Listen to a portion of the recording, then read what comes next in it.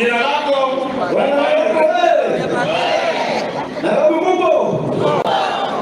kwa majina ya kwanza naitwa Bisamio.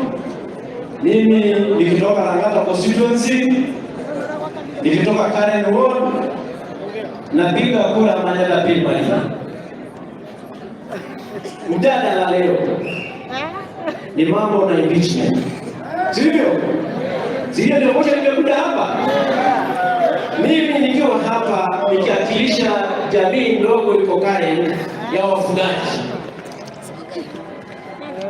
Mimi 100% na jamii yangu ndogo na ngana jumla tunaunga hiyo mkono hiyo mjadala 100% clean. Kwa nini tunaunga hiyo mkono? Tunaunga kwa sababu usa ya taifa tuko na lugha mbili peke yake. Tuko na lugha ya Kiswahili na tuko na lugha ya Kiingereza. Sivyo tuko nayo. Lakini yule ambaye tunaambiwa watoke amegoma Mount Kenya peke yake na lugha ya mama yake. Tumeona kama Mount Kenya wanateseka.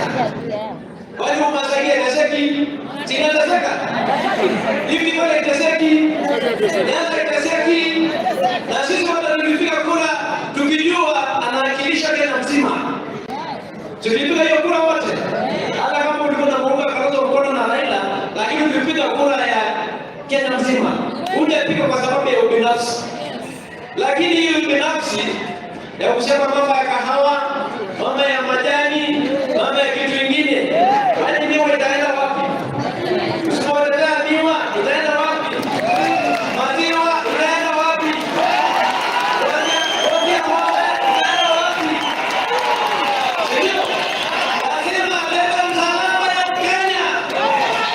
Tukija kiendeleza tutakuwa kama kwenye.